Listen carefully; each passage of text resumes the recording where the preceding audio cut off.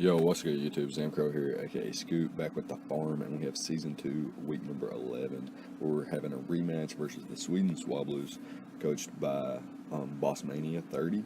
Never mind. He's got a fantastic squad. Very, very unorthodox, but very, very powerful.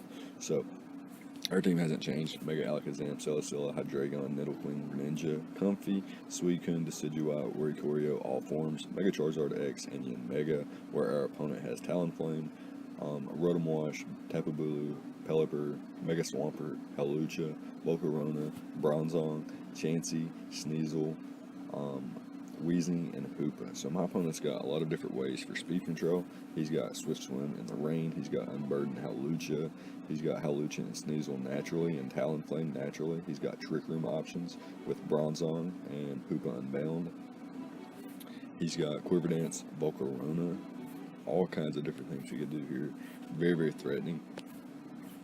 With Hawlucha's being unburdened, he could run like a Grassy Seed or something like that with the Grassy Terrain.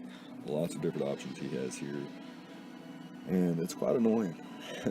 And the first time we played, we absolutely spanked this guy until the end of the, no disrespect either, but it was a fantastic game, but I had taunt on almost every Pokemon, and it just came through clutch, and I was able to wear him down, and eventually put myself in a position where I was getting ready to win, and instead of, I just threw the game away at the end. It was very, very unfortunate. He had a Volcarona. My play was to hard switch into Greninja. If he Quiver Dances, I click Rock Slide. If he attacks, I go into Mega Alakazam and one-shot him from the range he was at. So it was really, really unfortunate for me, and hopefully we're not going to make the same mistake.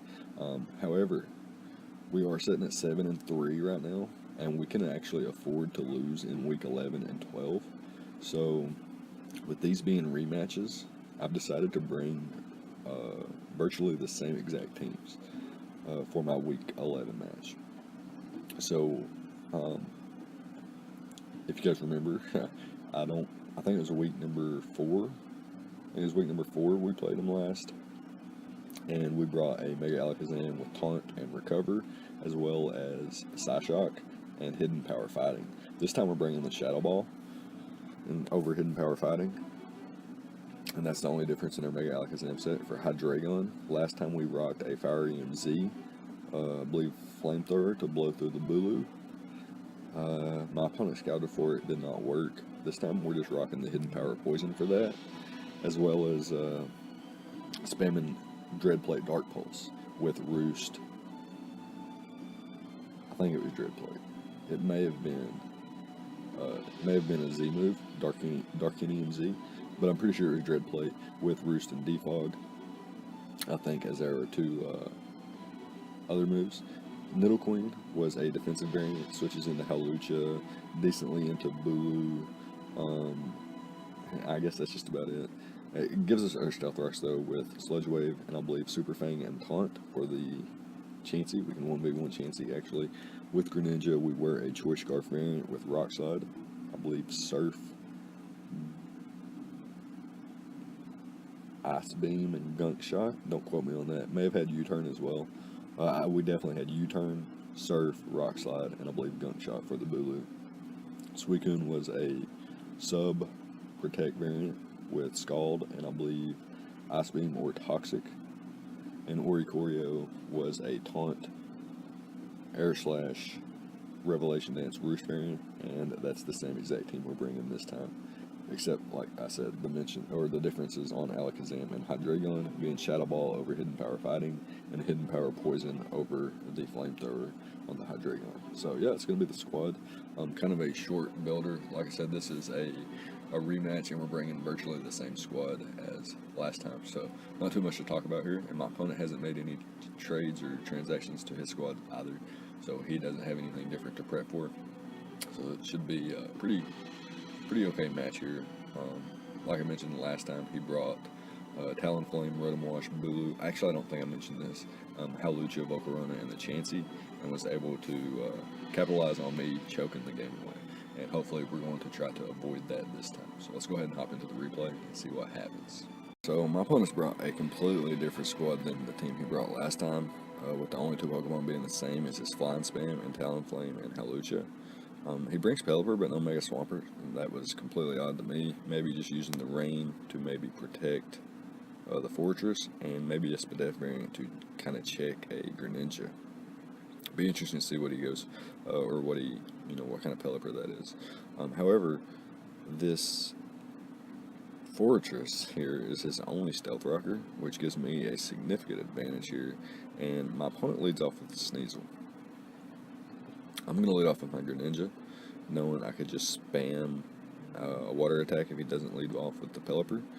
But he does lead off with the Sneasel here, and I don't want it to be like Scarf Low Kick or anything like that. I'm going to hard switch into my Suicune as my opponent goes straight for the knockoff. And I'm going to go for Toxic here, but my opponent, reads that, goes straight for the taunt. So fantastic play by him. And I go for the Scald here. My opponent switches out into the Fortress, does a nice 25% or so. Expecting him to get his Stealth Rocks up or Spikes or Toxic Spikes or anything like that. I do hard switch out into my Hydreigon so that I could just defog any kind of hazards away. But my opponent makes a double into Pelipper, which is fine by me, as what I can do is just start firing off Dark Pulses. And unfortunately I get a flinch. And normally I would, it's turn 5, I would tell my opponent, hey man, you want to restart?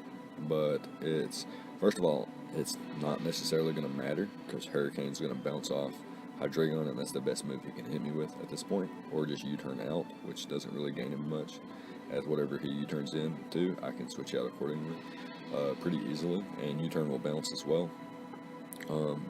So the Dark Pulse didn't necessarily matter, and at the same time, my opponent took advantage of some crucial RNG in our last match, so I'm not going to let up on the gas pedal here.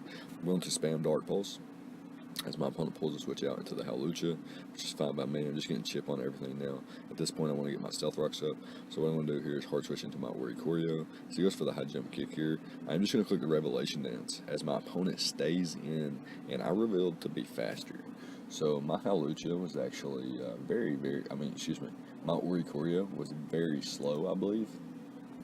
I think it had enough speed to outpace maybe Rotom Wash. I had a Timid Nature with 112 EVs, so I wasn't necessarily slow, but I wasn't Hawlucha tier speed. And I'm able to outpace him there and knock him out with the Revelation Dance, which was fantastic for me. I'm not sure why he stayed in unless he had Stone Edge, which would have also bounced. So my opponent goes out into the Hoopa. Fantastic plays here as he reveals the Trick Room as I go into my Hydreigon.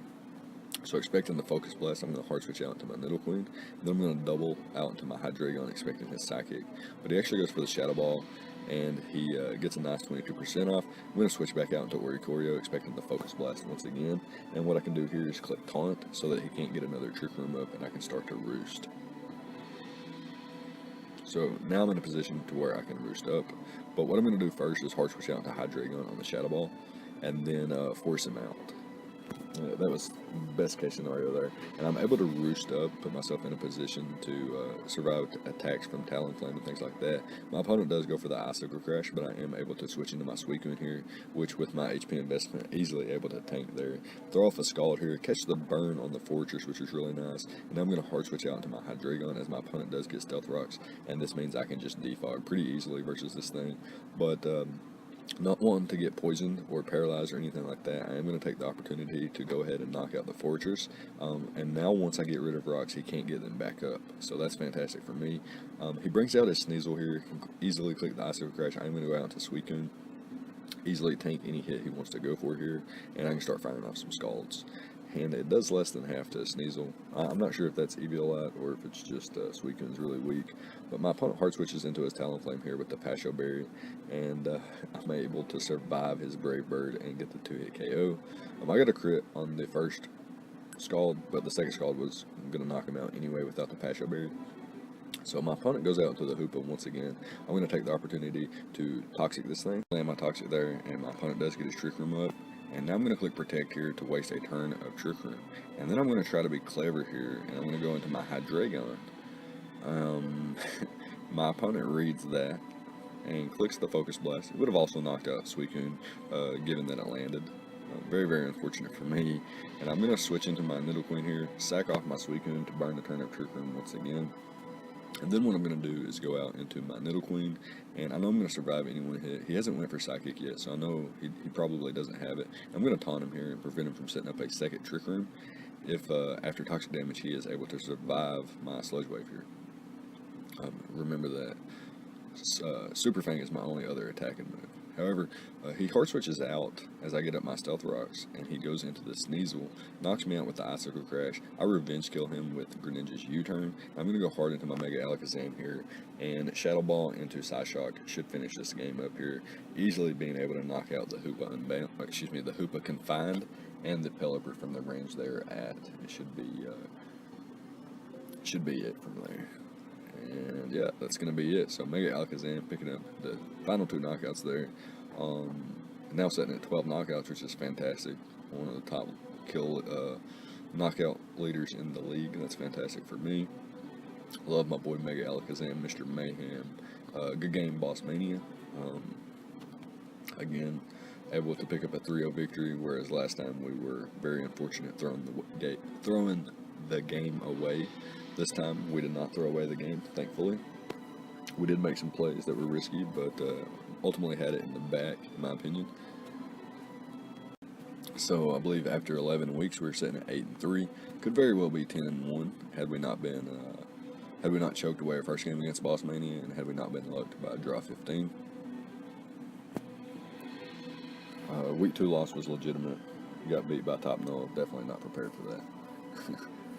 But yeah, let me know what you guys think about the prep and the plays on both sides of the field. Leave a like, comment, subscribe, all the good stuff, and I'll see you guys next time. Thank you for watching.